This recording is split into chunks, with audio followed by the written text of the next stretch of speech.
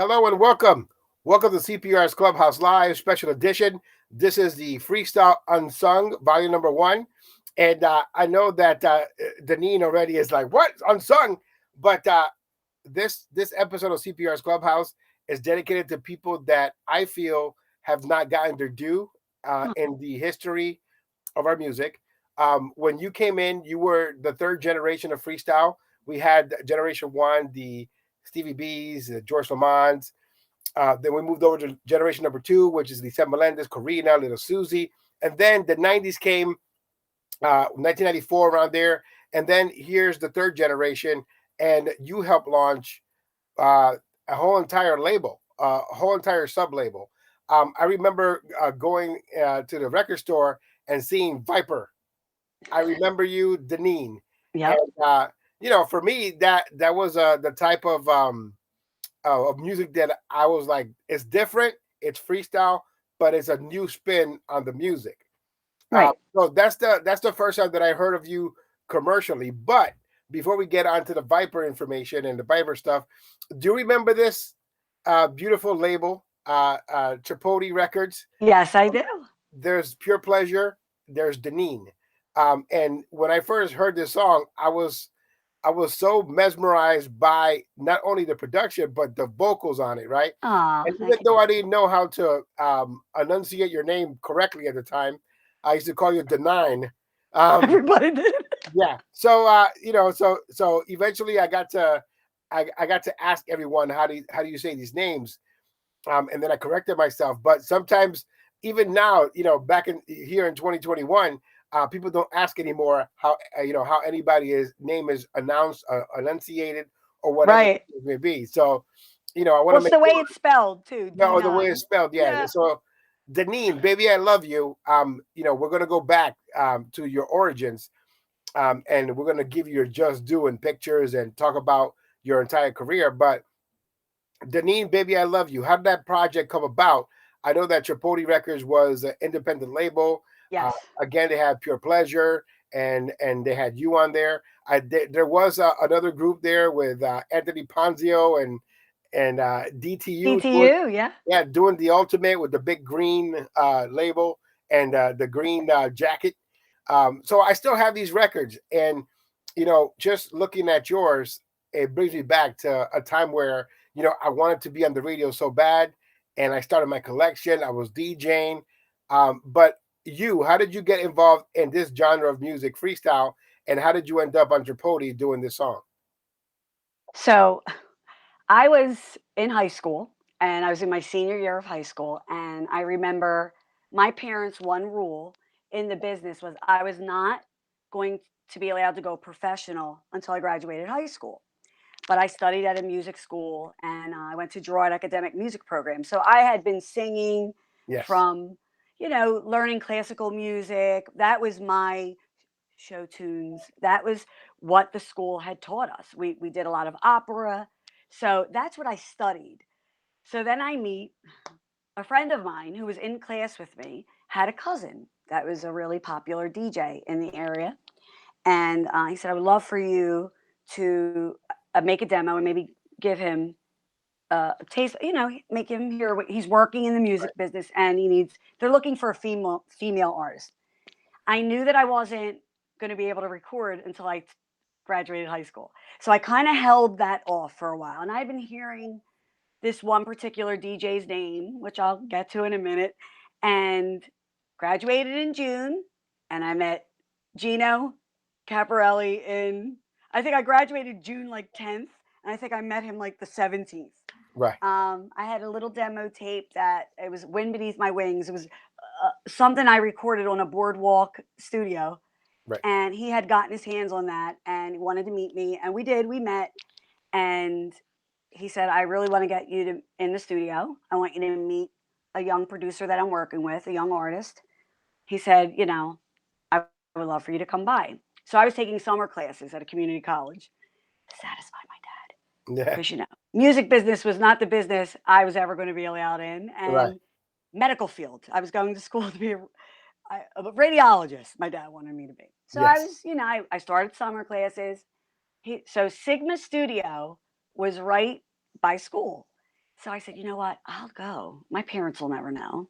I'll get on the subway. Meanwhile, I am the most naive, young, not worldly young lady. I was, not allowed off the block. Mm-hmm.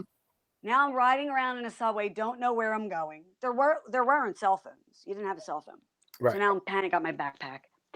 I find the studio. I'm very excited. I get there. I walk in the studio and I see Gino and Adam Morano.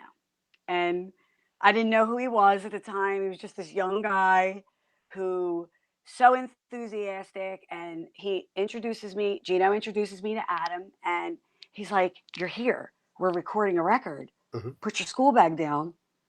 Put your school bag down and get in the booth. I want to hear you do a they were working on Then Came You." And I'm like, "Yeah, I just thought I was saying hi. I was passing Yeah. through." Gino's like, "Get in there and do it." Got in and I recorded Then Came You. And that was with the other artists that they were working with at the time, some that you have mentioned. Yes. All guys that I knew from the neighborhood, which was awesome. Right. Adam, I never knew.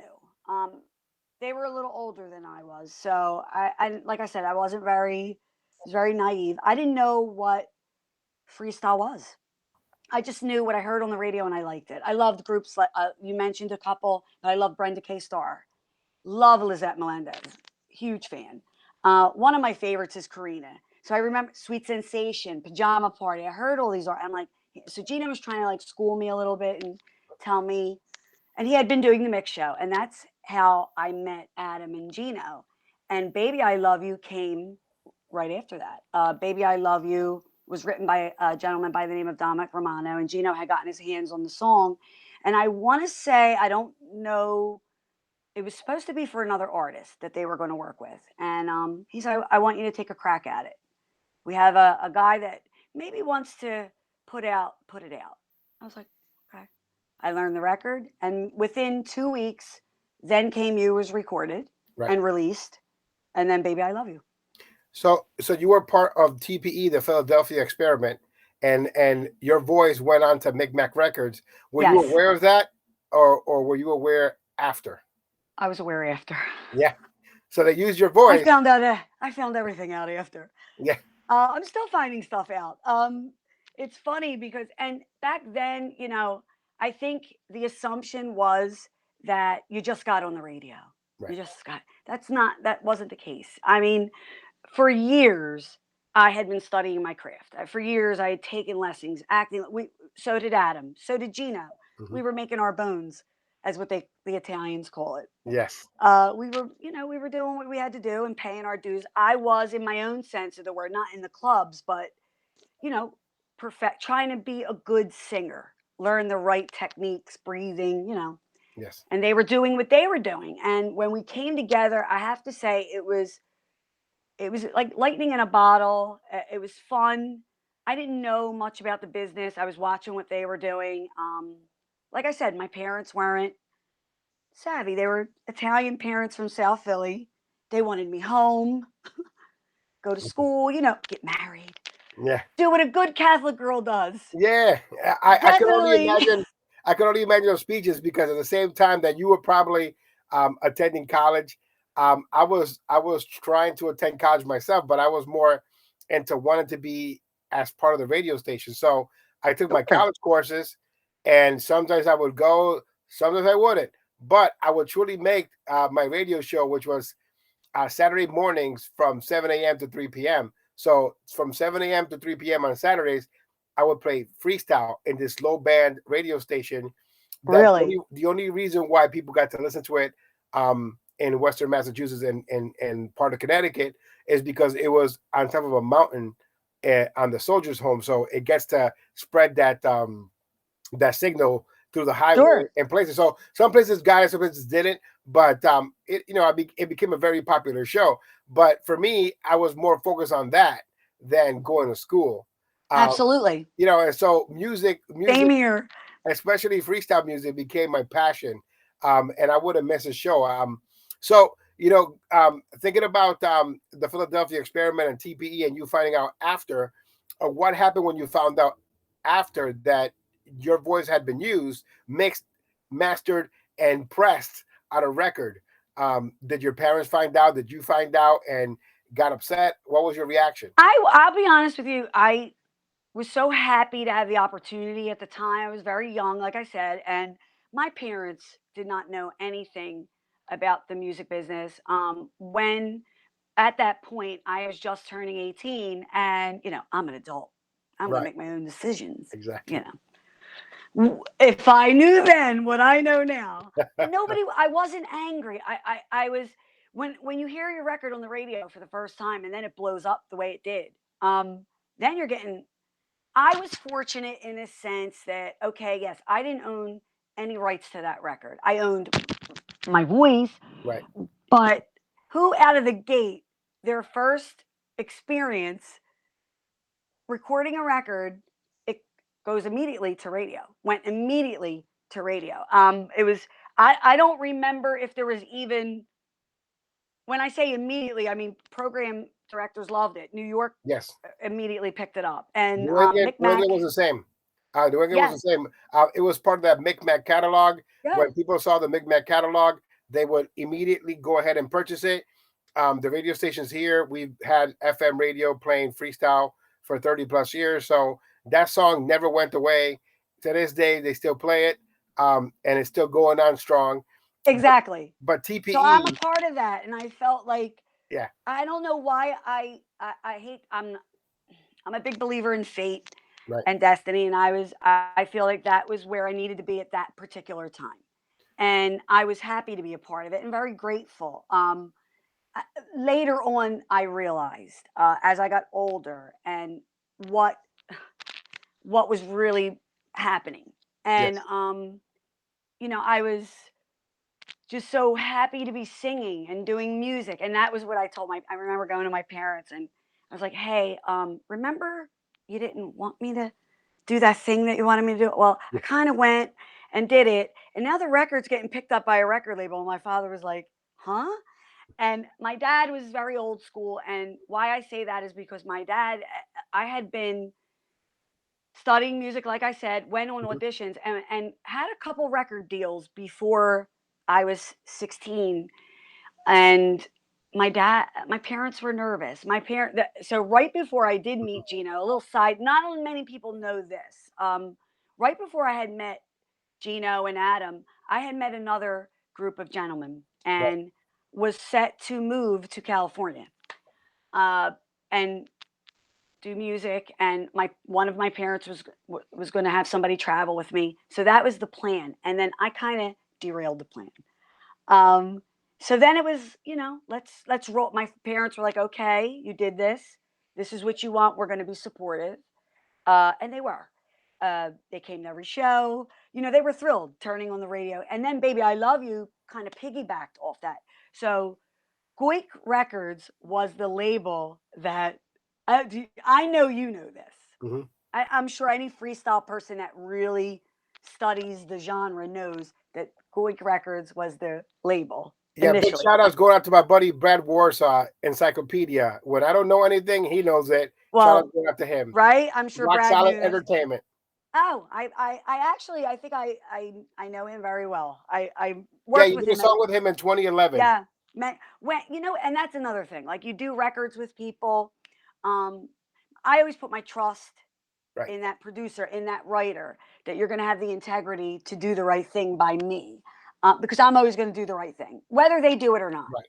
I'm still going to be Denine, who's going to try to live my life with integrity. So when I knew that, and you got to understand, we did not know at this point that the record got picked up. We found out after the fact, and Adam was like, "This is a great thing." So you don't know until years later, Yeah, and I that was a little understand because hard. I understand because at one point in time I wanted to have my own label and I shot my stuff to Micmac and they lowballed me. This is at the end of the run, but I do understand the music business back in that time where they want to use your voice, they want to take your talent, they want to take your music, they want to press it, they want to sell it, but they don't want to pay you for it. You know Uh, what I mean? uh, And that was the what happened in the 90s where oh everybody was yeah. looking for a ride. And so we can get into that if we want to a little later. But I want to talk about your catalog of music and the importance of having Denine in the '90s.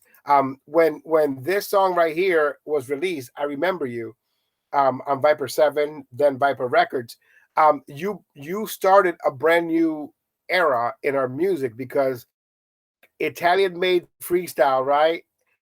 And with because freestyle is a Yeah. Latin thing, African American thing, is Yeah. Latin hip hop. But you guys made it into this faster paced, just like I want to say like intergalactic sounds, like these sounds that you wouldn't use, but also implementing the 808 beat, this Philadelphia style of Yeah. music. And so it It's was distinct. It it was is a big distinct.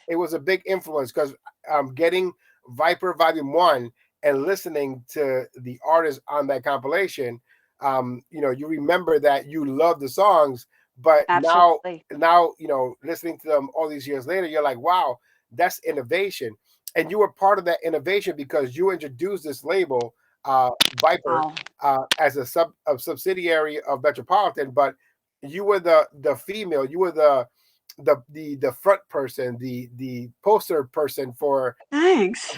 for this record label. So it was Collage and Denine, right? I was there. I was there. Yeah, so it was Collage and I Denine, was. It was and fun. that's why this episode of Unsung is very important because we have to pay homage to people that actually paved the way for others. Because Viper, for me, paved the way for Tasmania, and then Tasmania paved the way for other labels. Absolutely. Yep. It just kept on going and kept on going. So um, people are calling me now, of course. Of So course. yeah, thank you guys for interrupting this episode of Hi Unsung. guys. So Tasmania Records, came after Viper, but Viper was the one who, again, they put out good quality content because I remember Denine, I remember you, I remember Collage, I'll be loving you, Collage, the biggest freestyle hit of an entire Both era. recorded in the same night. Both Both recorded in the same night. He absolutely record, and I'll never forget it. He was like, "Come in here, sing an ooh, sing an ah." We did that organically. That was not like, and I have to say, I don't care what anyone says about Adam. I don't care what anyone says about Gino. I know what the three of us accomplished together as three hungry young people who right. wanted to put good music. Okay, not all of it was great. I'm realistic in saying some of it was let's do a filler song. I Yeah. didn't understand all that. I learned that as we went. Yes, and so did But I he's a as a good as a musician. as a DJ back then. I would play everything. Yeah, I would get the compilation, and since I was doing from 7 to 3, I would play the entire thing, and I would debut the entire compilation. And then you would get the feedback from the audience immediately, and they would tell you, "Hey, this is what I like." And it's not a stuffing of the ballot; it's actual reaction from people that are yeah. listening at that time. Um, and so that was the immediate reaction that I got when I first heard Denine in your voice. I'm Oh, like, thank you. this is Denine from how does she make it here? You start fantasizing about how did the labels happen, and you start making your own storyboard on your head. Yeah, But the fact is that you launched a label with Adam, Collage being the male representative and Denine being the female representative, right? And then later on, it became Stephanie Morano and all these yeah. different And people. Stephanie was great. We have fun, and little Susie was uh, part of. I feel like she was, a Yes, friend. A friend. We toured together. We have fun, good times. There was never. And I know not on her end, definitely not on mine. There was always this common. I always had a true respect for other artists. right, Always. I never looked at it the way you did, and I'm very humbled by that. So thank you, because I just looked at it as I was very lucky. It just happened to be in the right place at that time. right, Wasn't easy. Uh, what people don't know is there were things going on. Like, everybody has family drama and things going on. And, Adam had a plan, and we went for the ride with him. And he's a brilliant musician, did more than just freestyle. I always didn't like his uh the handlings of things. I'm trying to be nice. Well, but I can say what I feel about that label, I always thought that in the beginning they were great. They did oversaturate the market with bad songs afterwards Yes. because when you get Viper 17 and but I know the influence when it came to putting out With the songs. first one. Some of the Yeah. songs had the same melody over and over again. And my biggest gripe with Adam was the fact was that he put out a lot of songs with different names, right? So it'll be TPE and then Anino and then Gino Caporali and then The it's like shame. I'm like, who are we Jamie. this week? Yeah, And there was a shaming. and I used to. I never knew that that's what was. I hate to say. I after a while, Yeah, I knew what was going on, and it was always okay. So Adam couldn't be Collage because he's still under contract with TPE. So he was going to go, we're going to sing a song over here yeah, and still be able to do what we're doing. That's the part that I didn't, I feel like, and I commend him for helping me, showing me how to be a person on stage. He taught me that. I watched him. Nobody was ever like him on stage. He just with the crowd interaction, and I would watch him, and I learned from him because I would go right. with him. Because Denine, I talk about myself in the third person like a That's weirdo, but that's Denine and fine. Collage was synonymous. So we traveled together, and he did. He took me for the ride, and I went. Um, like I said, not always probably wouldn't some of the choices I wouldn't have made. But then I had a baby. Then Gino and I had our son. So that was my biggest task was to be a mom. So while all this is going on over here, I have to say I was over here being a mom, being a wife, and singing when I could because I loved it. Adam was writing and producing and just cranking them out, as I like to Right. say. And it Well, was fun, but I let didn't me like show you. everything. I didn't. Yeah, let Some of me the show you a stuff I was like, picture. What comes to mind when you see this picture right here? ah, ah, what was? Why As didn't soon as I anyone tell me? as soon as I see that picture, all I hear is la di da di da da No, I la. love the record. I love the record. Don't know what I was thinking wearing the scuba gear. Not really sure about the styling of that. Right. Adam, I used to go, Adam, could you smile? Could you stop being so angry? But I remember that. I remember seeing that cover. I was like, "Ooh, they loved it. I don't know Yeah. why." So watching the cover of Love of a Lifetime and remembering la di da di da and that was one of the things that Adam would do. He put a lot of cheesy stuff in songs, but it would stay stuck in your mind. I remember listening to a version of "I'll Be Loving You," and he made verses in Spanish.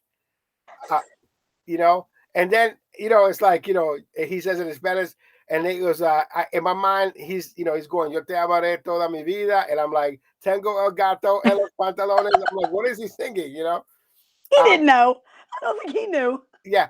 I remember that he also got bombarded with death threats when he remade the Selena song, um, Oh, and then he tried to sing it in Texas and forget listen, I could tell you stories it. that That's would what we're here that I for, right? can't. I listen. He was just this. He was funny. I have to say because he had, as we would say in South, iron bowls, iron brass bowls, and I never really knew because I would never integrity. Like there were certain things I just wouldn't touch. Right. For instance, I'm going to give you an example. I absolutely adored Lisa and Colt Jam. Yes. You don't mess with perfection. Yes. I love them. Was a fan. I remember being in the studio. We were doing my album and his at the same time. Hmm. Not really sure why, but it was just we would flip flop back and forth. I would sing on a few of his. He would do a few of mine. Right. Um, and we needed like two more tracks. And he's like, "Well, I think." Well, Gino came up with Tearshed, which I loved. I thought that was a great record, and I thought, okay, Hmm. I really didn't know MKG at the time, but I loved the record. I thought, Right. you know what? Okay, it'll be a filler record. Well, Hmm. nobody will ever listen to that one. The other one was like, he goes, well, do you have like a remake you want? I said, well, I love Lisa. He's like, perfect. never thinking that it would be a diss or like a thing. Like it was honestly to just pay homage to the queen Right. and the kings. So that's in my head, that's what I was doing because I love her so much. I figure why not? You know, she'll never hear it. She'll never know. I'm this like little person over here. She's this big superstar over here. Well, our paths will never cross. Right. Um, Never thinking that Chio from Q102 would flip the. So that was on the flip side Mhm. of "I'll Be Loving You." Yes. Do you know that? I do have it. I have the 12-inch record. I So was gonna is put it still? I was gonna pull them all out and show you that I have them because that I was love another. it. He has some great gimmicks. We have to give Adam Morano his due. He is the man, the third generation guy who came in and put a couple songs on commercial radio, and not only that, Yeah. he may have gone through different names and costume changes and wore many hats. I love the fact that on the Collage album he puts Antonio Monteleone in the front, and it's not him, but it's his voice. So we're aware of that. The gimmick is there. I mean, to this day, people are still using that gimmick of letting somebody else sing the song, but is their vocals. Randy Kendall being one on Metropolitan Records. Randy Kendall didn't sing the song. It was Michael Anthony Berteau. It's an excellent record, but I didn't know that. years later you find out who are the real singers of the songs. But I have to um, ask you a question. I'm sure. just curious. How do you feel about that? And how do you think the supporters, I don't like to call people fans, the people who have supported us all these years, do you feel what do you how do they feel? I mean, I've asked people, I've gotten some because I agree with a lot of what they say. How do you feel about that Well, as a DJ, as somebody? as far as touching a classic, so you can do remakes. There are a lot of great remakes of songs that are not meant to be freestyle that are made into freestyle, right? So I'm talking about remakes, but you Yeah, don't touch an original, especially if the person is active. So if Lisa is active, there should an all cried out remake should have happened. Same thing with Tear Shed. I've never seen MKG, Emery, or at the time singing Tear Shed. But when you put out your version of Tear Shed, people got upset because they wanted yeah. the original, even though your vocals were better recorded. And Thank you. and and you did a good job of singing the It's a song. great record, though. It is a great It's record. a very well written record. Absolutely. Listen, Great hook. I walked, and I keep talking about what I did when I was a kid, and I walked a lot of places, right? So we walked to see the TKA concert.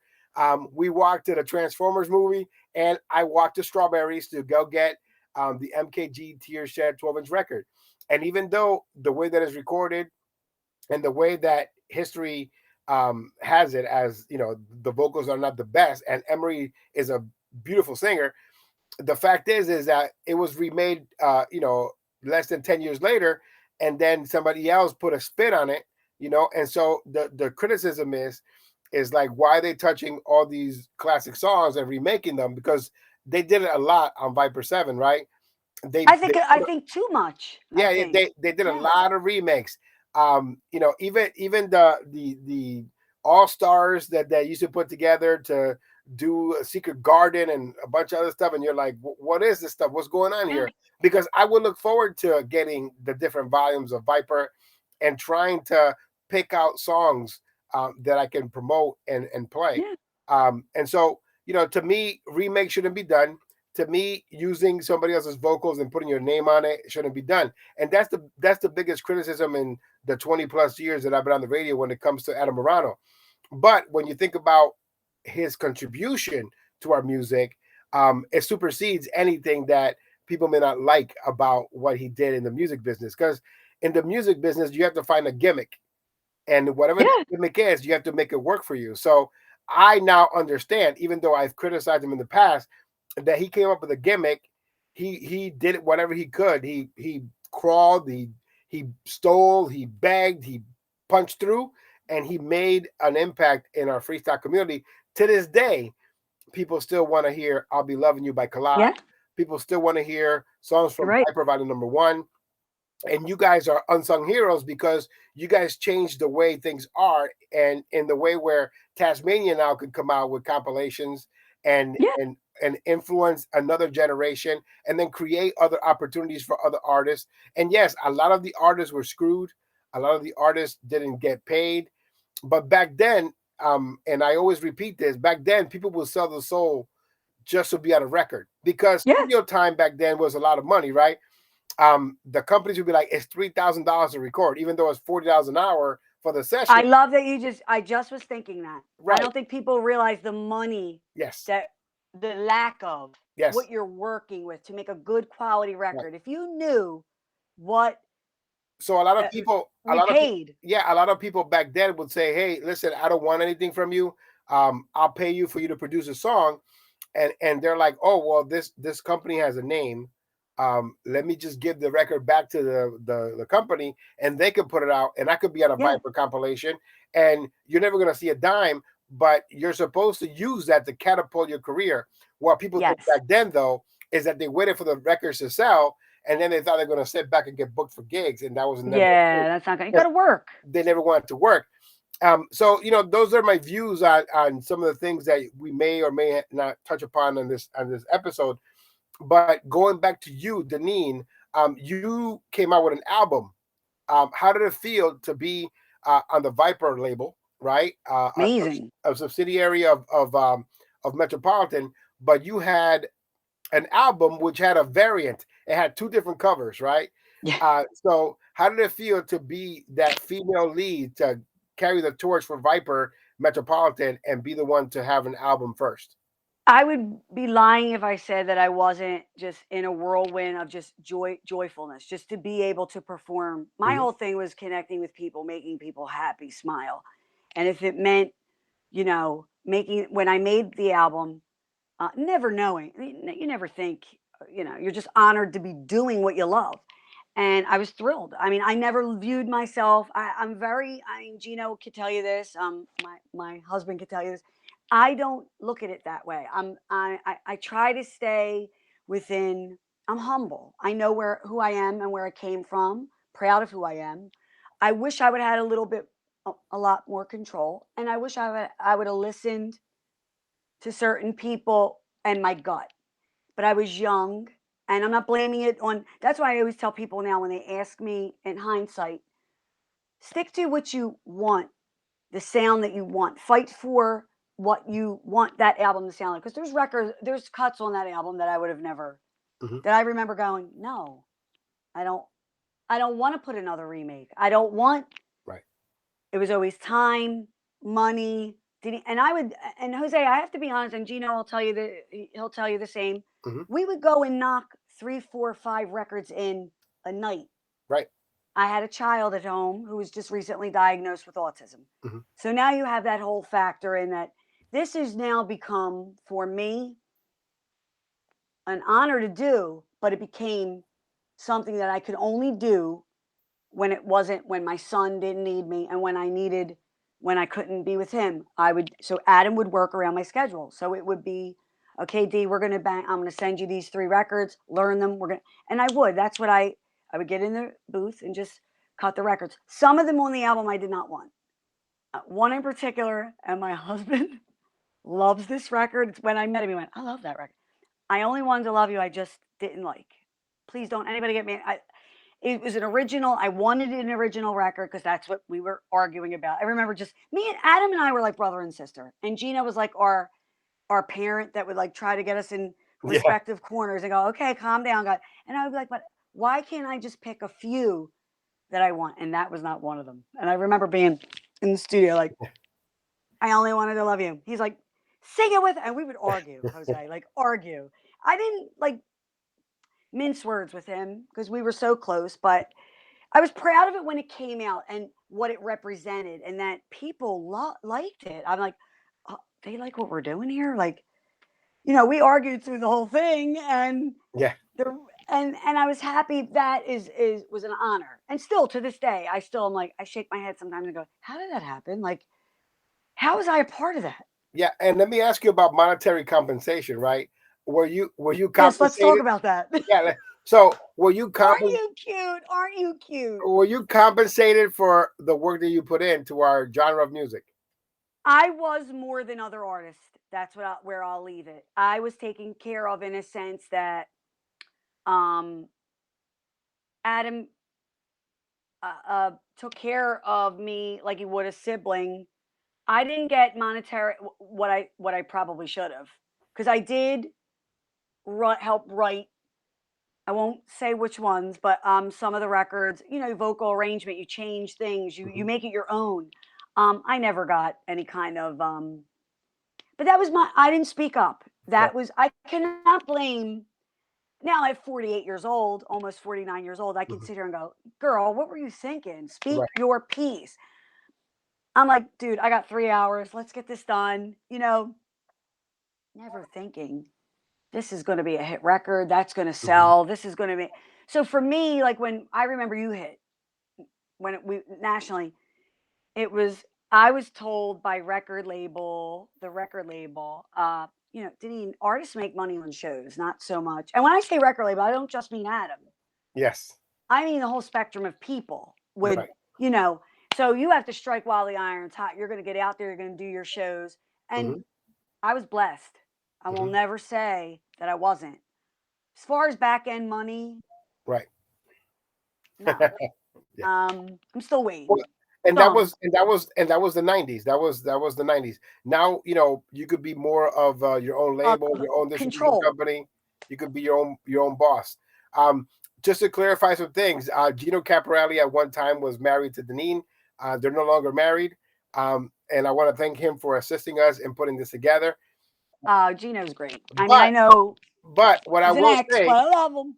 but what I will say is he owes you a good 2021 freestyle song on 418 Freestyle, and it should come soon. Um, the Okay. producers are there, the songwriters are there, so it's time to get back into the studio and put out something new from Denine, 2021, something modern. I saw that you recently did a show with TKA, and I enjoyed it because it's like there's an artist, be it an artist, you're commanding the stage, you're going to your crowd, you're involving them, the vocals are there. um there was that the twinkle in your eye of stardom, and when I saw you performing those songs, I appreciate it, and it brought me back to when I first started as well. So I needed to get you on, and I needed to talk about you being an unsung hero in the freestyle genre, because when that third generation, that third wave of freestyle came, you were right there in the forefront, to lead and to open up a label with someone that you trusted with your vocals, with your talent, with your Yeah. songwriting. And yes, you reap the benefits of some of what you offer to a genre, but it's important for people not to forget, and for history not to forget Denine, Thank because you. it's important for us to celebrate the people that inspired us to do what we do. And I can remember purchasing the Viper Records Volume 1, and getting I remember you, and listening to Adam in the background doing your the male voice, and then your voice comes in, and I'm like, that's Denine from Baby I Love You, and then you guys also released Baby I Love You in 1994, and here's a copy of it. I do have it as well. Wow. And it was different because the praise the Lord part, the sample is not on this one. So I was upset, the fact that it was different. And a lot of DJs were looking right now, like, yeah, that's right, it's different. So if you use the Chipotle Records one and you compare it to the Viper one, I prefer the original because it has So do I. those great samples, those great samples that were in there. And that was Gino. That was Gino. And I feel like Gino was very instrumental in a lot of this, and honestly did not get any kind of I don't think people realized what he brought to the table, in a sense that and I will always, I was there, I lived it, I know, I was in the studio, I saw who did what. Mhm. I was No one can erase that from my brain. And he did We bring got a a lot to record the. out of it because there's a record on Viper called Gino Caporelli. We love to torture him about that. My kids and I. So we have two sons together. I am remarried. I've been with my I call him the sequel. My husband for 18 years. Gino and him are very close. Myself and I mean Gino and I speak every day. We have two sons that have Right. are disabled. I hate to use the word disabled. They're on the spectrum. Great. We're very blessed. Gino did bring a lot to the table. Gino got our records on the radio. If you want to know, he was the top DJ at Q102, and a lot of people don't know this because a lot of people say your record only got on the radio because of Gino. Right. So Glenn Kalina was the program director at the time, and I know you, as being savvy as you are in the radio business, you know his name. I remember going to his office, and Gino goes, "Dee, I could put it in." And Adam was with us, and he said, "I can put your record in my mix show, but you're going to have to prove to Glenn Kalina that you earn a spot. Mm-hmm. You earn a spot. Nothing's given." And that's I go in. that's the difference in Yep. generation 3 and the current generation now. And I don't know much about these generations. I'm going to be honest. You're teaching me something. Mm-hmm. I know what I like. I love the new artists I hear right now. I mean, there's a few that stand out to me. Jenna Renee being one of Mm-hmm. them. Love her. I think she's got it. She's a student of the game. She grinds. I love a powerful female artist that doesn't mind. I love it. She's sticking to it, and I love her records. I love her voice. George Anthony, another one that I love. Yeah, he was the one that interrupted our session. He's a cutie. I know he's married, but girl, I appreciate their talent from Mm-hmm. where I'm at as somebody. I'm a fan in a sense. But Gino, I remember taking me in that office. I don't know if he told. I didn't hear his full interview with you. I don't know if he told you this part, but I remember Glenn Kalina saying, "I'll put your record on the radio, but I want you to sing it live right here, and I don't want you to miss a beat. If you could sing it live with no music, maybe." And I kid you not, Jose. I went, "All right." I belted that sucker out like my life depended on it. He said, I wasn't even through the "Baby I Love You" chorus. And he went, "You're good." He went, "We're going to put that in." Yeah. He wanted to see if you had, listen, anybody could go in the studio and make a record and auto tune it to death. And I'm not knocking auto tune because sometimes on some of these records, I feel like I sound like Minnie Mouse on crack. I'm not real sure who was speeding what up, but Yeah.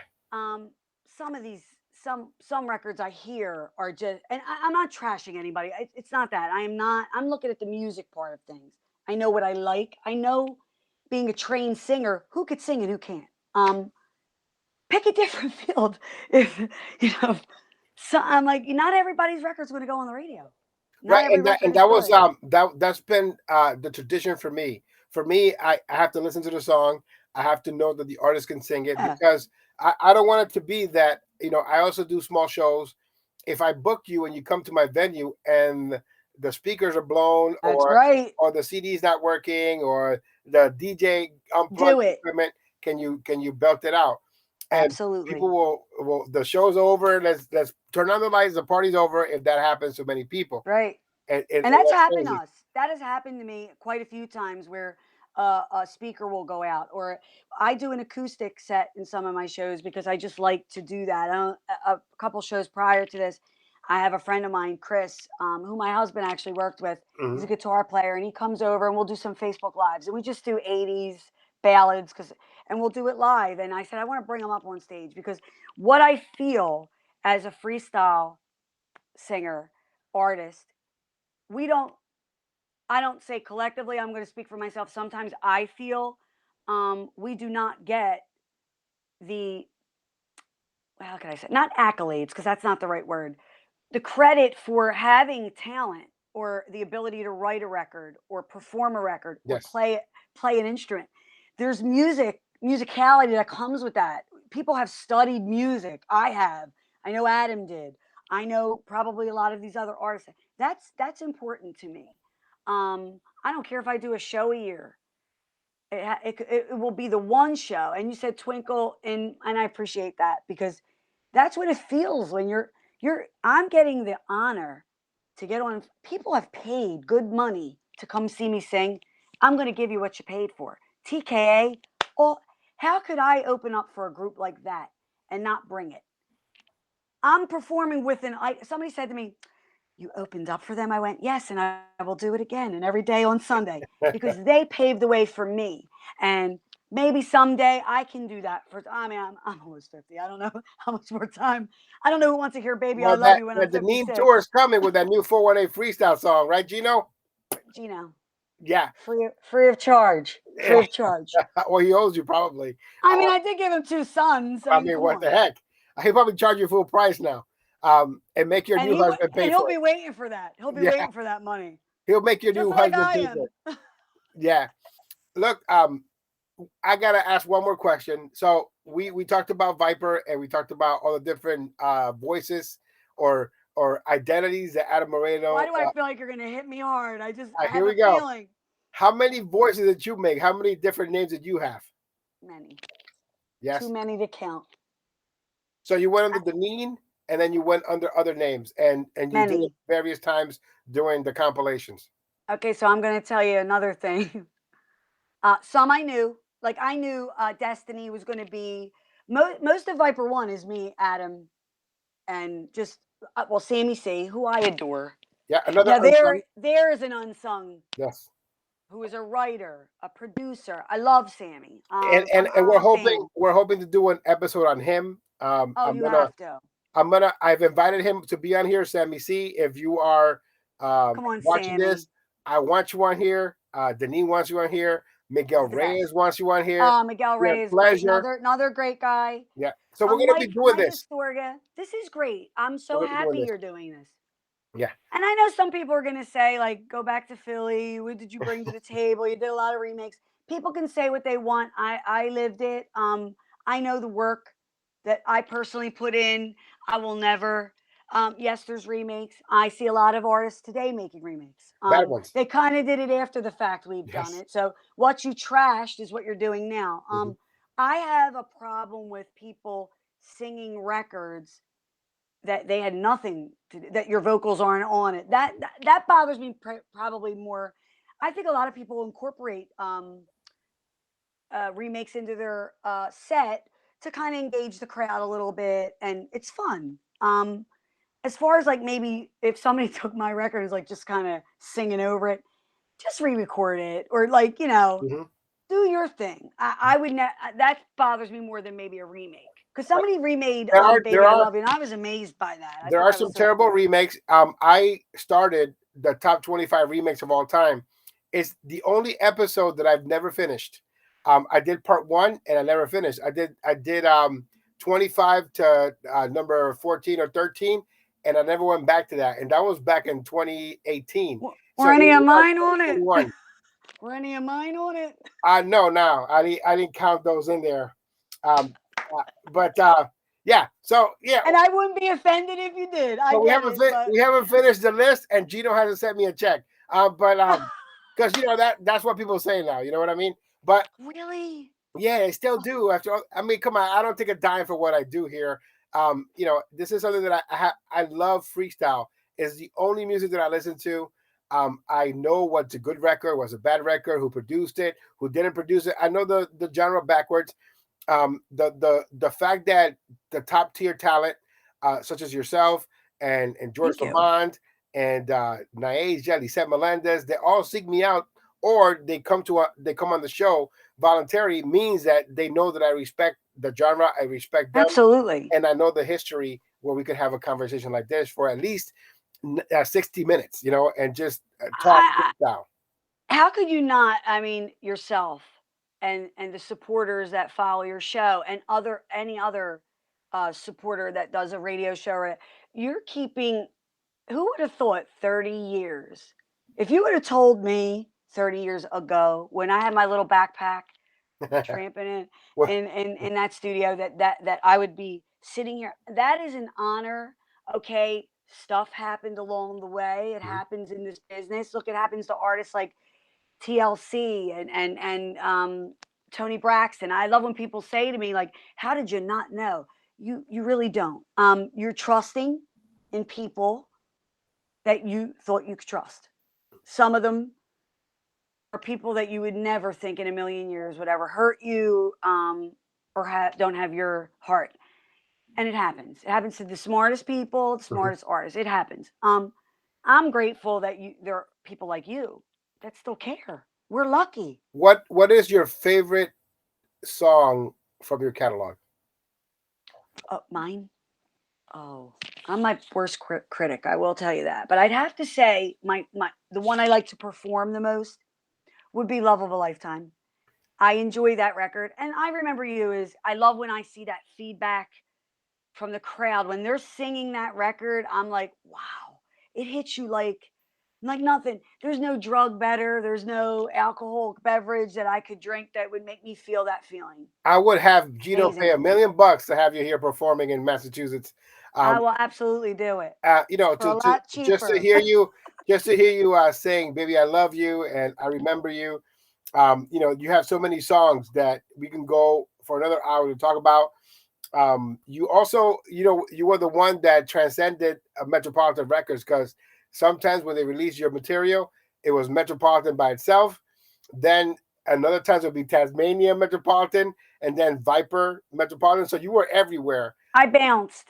Yeah, in the end, they had like a triple feature. They had one song, and then it had two other songs, which the guys Well, from Adam and I would get in an argument like a like a brother and sister. I'd want to yes, put him in a yes. headlock and then leave. I knew I loved working with Anthony Ponzio, another guy that wrote a lot of good records back then. One record, I have a young man running my fan page who I absolutely love. His name's Sal Raccia. So shout out to him. And thank you for your help because I don't have a clue of fan pages. I had a fan page years ago. I deleted it. I didn't Mhm. realize it had like 15,000. Start a new one. I did. Oh, And good. he runs it. And he put change on me. That record's written by the gentleman from DTU. I believe that Anthony Ponzio wrote Yeah. that record, and I love that. It's one of my favorite records written. He showcased. He knew what I wanted as far as like what.